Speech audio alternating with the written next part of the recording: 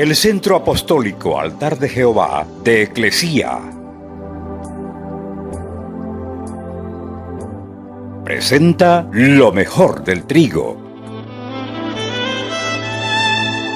Conduce Lourdes Bravo de Villar.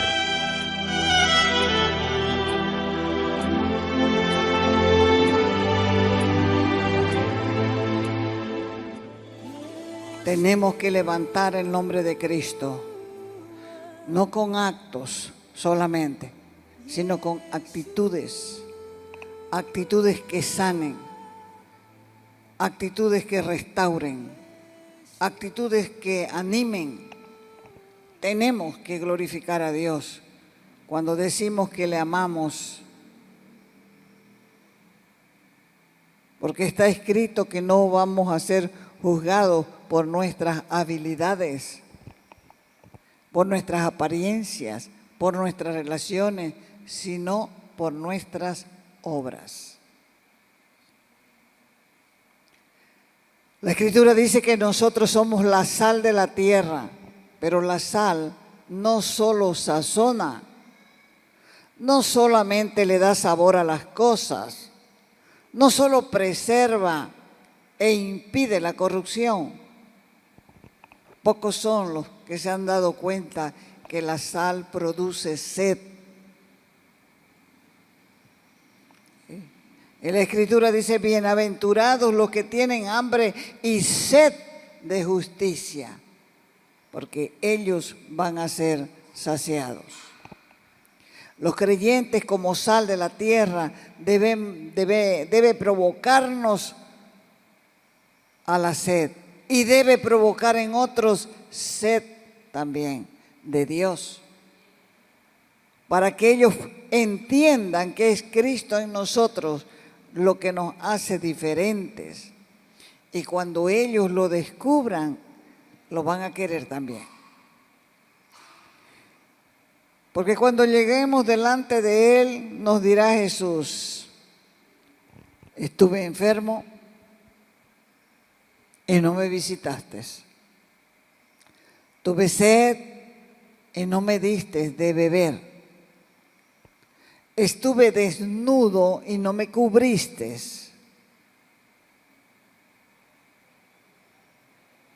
El Señor no va a juzgar lo que nosotros sabemos, lo que nosotros aprendimos o lo que nosotros decimos. Él nos va a juzgar, ¿por qué? Por nuestras obras, por el favor que le hicimos a los demás, por nuestras actitudes. Apocalipsis 2:23 dice, yo soy, Dios es yo soy, el que escudriña la mente y el corazón. Y les voy a dar a cada uno según sus obras. Apocalipsis 14:13. Bienaventurados de aquí en adelante los muertos en el Señor. Sí, dice el Espíritu, descansarán de sus trabajos, porque sus obras con ellos siguen. Hay muchas responsabilidades que tiene el creyente, pero el creyente inicia su vida cristiana lleno del gozo del Señor. En ese momento no le importa absolutamente nada, solo conocerlo y entenderlo, que Él es Dios y que fuera de Él no hay otro. Su vida cristiana del que nació de nuevo es maravillosa. Por eso es que el creyente primero tiene un compromiso con Dios y segundo, ese compromiso lo extiende a los miembros de la iglesia. Y llega a la iglesia, no conoce a nadie, pero los mira y hasta los ve bonitos. Algunos no tienen ni dientes, pero les ve una dentadura perfecta, porque los ojos de uno han sido transformados totalmente. No está mirando como mira el mundo, mira diferente, porque el Espíritu de Dios se ha derramado con amor en nuestros corazones. Pero pasa el tiempo y ¿qué pasa con el creyente? Deja de mirar a Cristo, comienza a mirar su entorno, comienza a mirarse a sí mismo y como un globo se desinfla. Y entonces comienza la brega por inflarse de nuevo.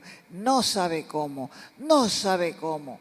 Quiere hacerlo y no puede. Ora y no recibe nada. Porque sabe que perdió algo. Por eso dice la Escritura, mira de dónde has caído. Porque esa persona no estaba pisando tierra firme, estaba en las alturas con el Espíritu de Dios. Y eso llamaba la atención en la iglesia primitiva. Por eso dice el verso 44, todos los creyentes estaban unidos y compartían sus bienes entre sí. El apóstol Juan dijo que no podemos decir que amamos a Dios si no amamos a nuestros hermanos. Primera de Juan, capítulo 4, verso 20. Dice, si alguien afirma, yo amo a Dios, pero odia a su hermano, ese es un mentiroso. Pues el que no ama a su hermano, a quien ve, no puede amar a Dios, a quien no ha visto. Esa gran familia de Dios tiene 4 pilares. Y esos 4 pilares son los que sostienen la verdadera iglesia. Fíjese usted si le falta uno, o si le falta 2, o si le falta 3, o si le faltan todos. Fíjese, su vida espiritual es un reflejo de su vida natural. La gran familia de Dios tiene 4 pilares. La primera es la oración. Ellos oraban unánimes y juntos cuando descendió el Espíritu Santo y llenó aquel lugar donde estaban reunidas 120 personas. Y se le colocaron en las cabezas llamas como de fuego, dice. Y el Espíritu Santo les dio el hablar en lenguas y todos hablaban en lenguas porque el Espíritu Santo estaba presente. La oración es el primer pilar. El segundo pilar es la comunión. El tercer pilar, si no te congregas, si vienes solamente los domingos y eso arreada, ¿qué comunión puedes tener con los hermanos? O sea que cuando dicen, esa hermanita le dolió el estómago, ¿cuál hermanita? Esa que estaba de blusa celeste. Ah, no le saben el nombre, no la conocen, no saben dónde trabaja, no conocen nada. ¿Por qué? Porque solamente aparece el domingo. No tiene comunión con los hermanos. 3, estudia la palabra. Yo leo todos los días, sí lees, pero religiosamente. Aquí no dice lee la palabra, dice estudia la palabra, escudriña la palabra, busca, investiga, usa las 5 preguntas para entender un pasaje. ¿Quién lo escribió? ¿Cómo lo escribió? ¿Dónde lo escribió? ¿Cuándo lo escribió? ¿Por qué lo escribió? Y 4, está en el partimiento del pan. ¿Cuál de esos pilares te falta? Porque estos 4 pilares eran parte de un patrón de conducta en la vida de los cristianos de la iglesia primitiva. Ellos vivían constantemente con estos 4 pilares y ahí se demostraban los hechos, las maneras, las actitudes de cada cristiano que estaba ahí. Fue ahí que comenzaron a hablar las viudas, diciendo, a las viudas griegas no les dan igual que a los judíos. Fue ahí que conocieron esa tropa de chismosos para hacer un problema ahí. Fue ahí que comenzó la contienda. Entonces los apóstoles dijeron, bueno, ya que ustedes están aquí En realidad lo que les dijeron, ya que ustedes están mirando estas cosas, pues hagan algo. Oren y busquen personas que puedan atender eso, porque nosotros, los apóstoles, solamente nos dedicamos a la oración y a la palabra. ¿Dónde sucedió eso? En la iglesia. ¿Dónde fue que apareció Ananías y Zafira a mentir para llevarse un privilegio de ser unos ofrendadores de la iglesia? Un par de mentirosos que cayeron muertos. En la iglesia. En la iglesia. Ellos perseveraban, dice la Escritura. Y un hábito no se vuelve un hábito a menos que lo pongamos en práctica cada día. Entonces, para ellos la perseverancia en estos pilares los llevó a vivirlos continuamente y a eso se dedicaban. No era una actividad de calendario, sino era una dedicación constante, seguir la doctrina de los apóstoles, la oración, el partimiento del pan y la comunión. La palabra perseverar se traduce como dedicarse continuamente a algo. En este caso ese algo era reunirse. En este caso ese algo era persistir en los 4 pilares con que se levantó la iglesia primitiva. Ellos se esforzaban en cuidar lo que tenían. Ellos se esforzaban por acompañar a los que estaban con ellos. Persistían constantemente en una tarea de los 4 pilares de la iglesia primitiva. Ahora, ¿qué pasaría si la iglesia de hoy hiciera esto? Tendrías una iglesia encendida con la presencia poderosa del Espíritu Santo. Tendrías una iglesia celosa para exaltar el nombre de Jesús. Porque no hay nada tan grande y tan glorioso que predicar a Jesucristo. Esto nos lleva a reflexionar en si estamos siendo la familia que Dios quiere que seamos. ¿O solamente somos una imitación barata de la iglesia verdadera?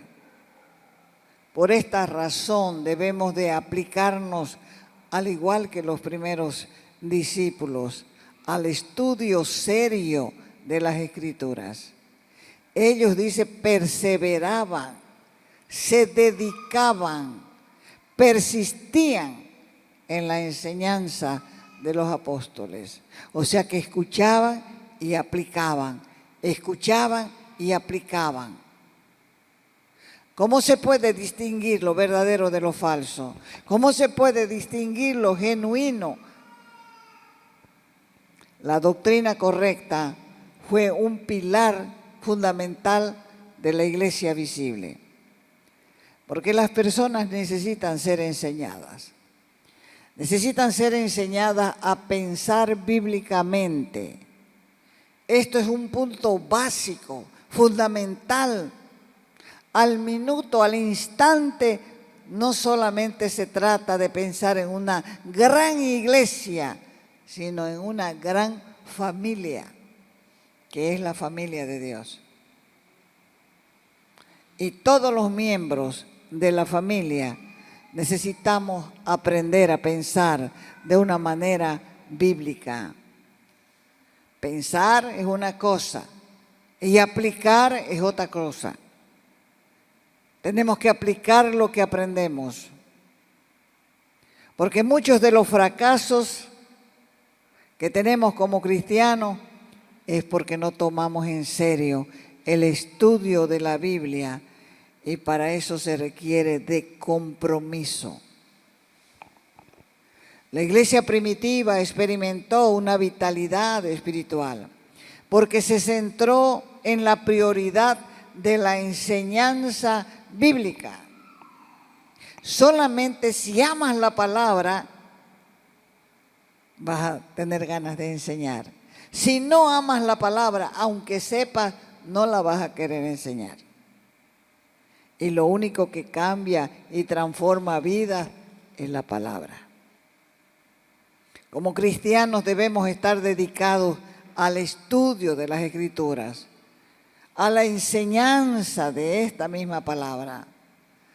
Como dije antes, no basta con estudiar y aprender a ser mejores cristianos, sino que tenemos un mandato de Dios. Y es de ir y hacer discípulos y enseñarle a los discípulos lo que el Señor nos ha enseñado a cada uno de nosotros. Estudiar otra vez es una cosa. Hacer discípulos es la otra parte fundamental de la enseñanza. Y ahí en Hechos vemos que eso era lo que estaban haciendo. Los discípulos estaban obedeciendo lo que Jesús les había mandado antes de partir. Compruébelo en el Evangelio de Mateo, capítulo 28, del verso 19 adelante. Antes de ser arrebatado, el Señor Jesús les dijo a sus discípulos: por tanto, vayan y hagan discípulos en todas las naciones, bautizándolos en el nombre del Padre, del Hijo y del Espíritu Santo, enseñándoles ¿a qué? A obedecer todo lo que les he mandado a ustedes. Y les aseguro que voy a estar con ustedes siempre hasta el fin del mundo. Una gran familia tiene que tener compañerismo. Compañerismo es mucho más que reunirse a tomar un café o comer algo juntos. La palabra compañerismo implica involucrarse con lo que le pasa al otro. Implica compartir lo que tenemos y lo que somos. Es estar ligados uno a otro como eslabones de una cadena. Y nuestro compañerismo cristiano solo se da en el ámbito de la conversión. No podemos ser compañeros sin convertirnos. Hechos 2:47 dice: y cada día el Señor añadía al grupo los que iban siendo salvos. No se puede tener comunión con alguien que no se ha convertido. Es el convertido el que viene a ser tu hermano. Es el convertido que viene a ser parte de tu familia, de nuestra familia, de la gran familia que es la iglesia. El verso 46 dice que todos los creyentes estaban juntos, que no dejaban de reunirse en el templo. También se reunían en las casas, compartían lo que tenían, alababan a Dios juntos. Porque si solo venimos los domingos y luego no nos vemos en los días de la semana, no podemos, escúchelo bien, no podemos compartir los mismos intereses. No podemos compartir las mismas preocupaciones. No podemos ayudarnos. No podemos suplir las necesidades de los que tienen necesidades. ¿Cuándo nos vamos a enterar? Debemos estar juntos. La comunión con los santos es un pilar de la fe cristiana. Para tener compañerismo debemos compartir las cosas de Dios juntos. Por eso es que ellos se juntaban todos los días en el templo. Partían el pan, que es una referencia a la Santa Cena. Compartían la comida con alegría, si había, y con generosidad. Estaban agradecidos de lo que Dios les daba. Alababan a Dios juntos y veían cómo el Espíritu Santo iba agregando personas a la iglesia. Pablo instruye a los hermanos a no dar a los flojos y a los que no quieren trabajar. Porque hay muchos también que entran a la iglesia con ese fin de que hermanito, préstame 2, hermanito, préstame 5, hermanito, préstame 10. Pablo instruye y claramente instruye. Y dijo, el que no quiera trabajar, que no coma. ¿Quieres trabajar, hermano? No, no puedo trabajar. Que no coma. Una gran familia se dedica a la oración. Esa es una práctica habitual de la primera iglesia. Ellos oraban juntos. Ellos pasaban mucho tiempo orando a Dios juntos. Y lo que cuesta es juntar. Una gran familia se construye de rodillas. Eso es algo que debemos iniciar personalmente. Cada creyente debe tener su altar de oración personal, grandes y pequeños. Nuestros hijos también tienen que vernos orar. ¿Qué haces, mamá? Orando. ¿Qué haces, papá? Orando.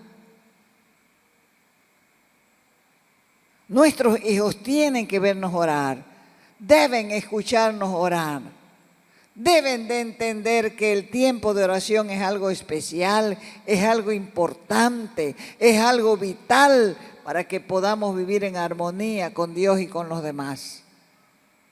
También debemos tener un tiempo para estudiar la Biblia con nuestros hijos, principalmente cuando son pequeños.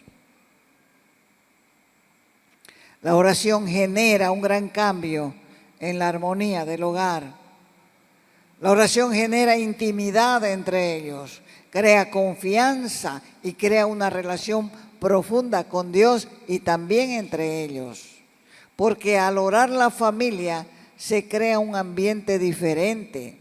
Porque el Espíritu de Dios sana los corazones de la familia y la relación entre familia se pone diferente. Algo importante, algo que no deja también de ser importante, es que la familia siempre está recordando al Señor Jesús. Por eso el libro de Hechos cuenta que los hermanos en la fe perseveraban en el partimiento del pan. Y esto se refiere directamente a la cena del Señor. No tienes por qué huir cuando hay Santa Cena. Dios te está dando la oportunidad de arreglar tus asuntos porque nadie sabe cuánto tiempo va a vivir. Recuerden en la Santa Cena al Señor.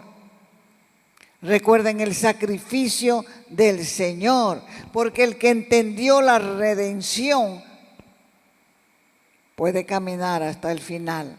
Pero el que no entiende la redención de su propia alma se va a atascar por ahí en un recodo. Tenemos que entender el sacrificio de Jesús en la cruz. Tenemos que mirar nuestro interior para ver si hay algo que nos impide tener comunión con Jesús y con los hermanos, para tratarlo inmediatamente, para que esa herida no se llene de pus. La cena del Señor nos hace recordar la verdad más grande del mundo, que el Hijo de Dios me amó y se entregó por mí. ¿Para qué? Para que yo pudiera ser perdonado y reconciliado con Dios el Padre. Es mejor arreglar nuestro corazón, estar limpios delante de Dios, a quedarnos callados y ocultar nuestro pecado por temor al que dirán. La oración, la comunión, la palabra, compartimiento del pan. Una gran familia y una gran iglesia se construyen poniendo en práctica estos 4 pilares, pero acompañados en primer lugar de esa decisión de comprometernos a hacer una gran familia de Dios y dedicándonos al estudio serio de la Biblia, a la oración, a recordar a Jesús y a ser compañeros unos con otros. La iglesia del libro de los Hechos era una iglesia que servía a Dios con sencillez de corazón. A eso tenemos que volver, a la sencillez.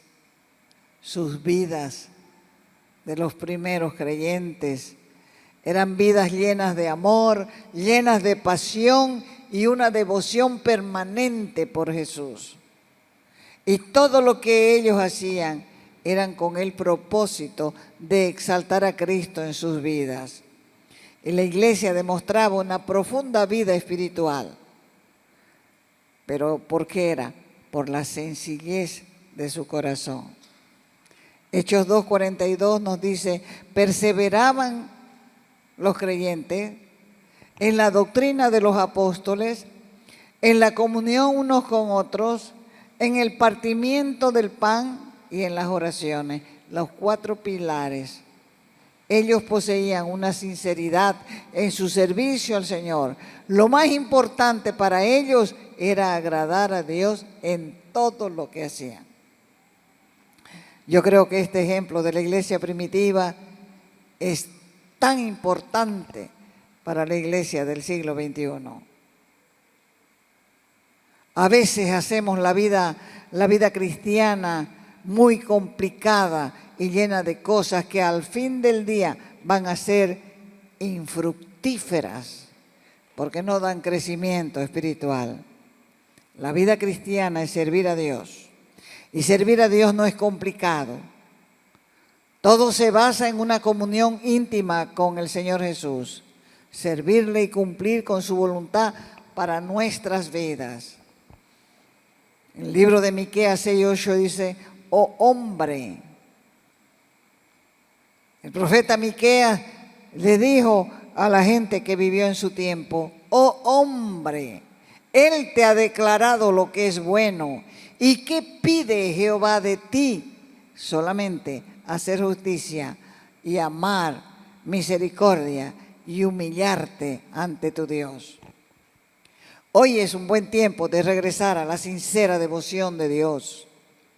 Tenemos que tener cuidado de no apartarnos de una sincera fidelidad a Dios, como Él nos dice en Corintios 11:3. Pablo les escribió a los corintios y le dijo, ay, me temo que como la serpiente con su astucia engañó a Eva, los sentidos de ustedes sean de alguna manera también extraviados de la sincera fidelidad a Cristo.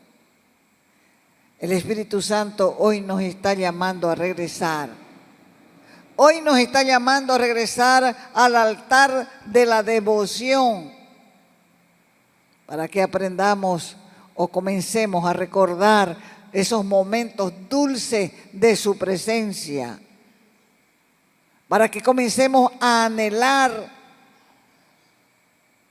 y llenarnos de Él, para luego poder ser vasos de honra. Regresemos hoy al Señor. Regresemos a la sencillez del Evangelio.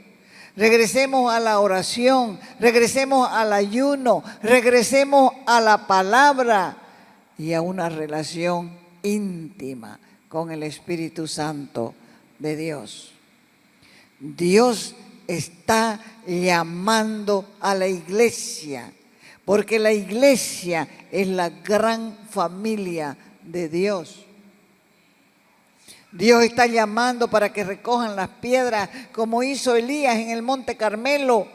Recogió las piedras del altar y comenzó a juntarlas y a ponerlas en orden para poner su sacrificio para Dios.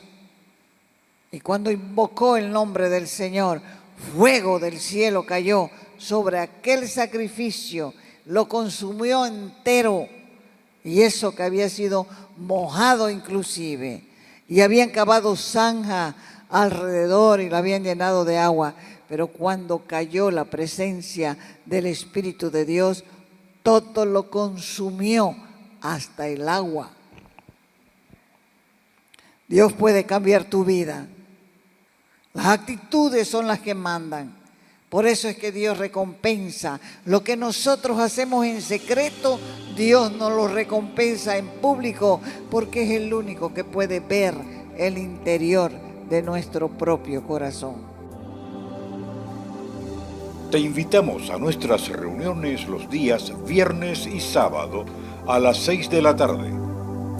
Los domingos a las 10 de la mañana y a las 6 de la tarde. Calle Nicolás Suárez, esquina Félix Pinto.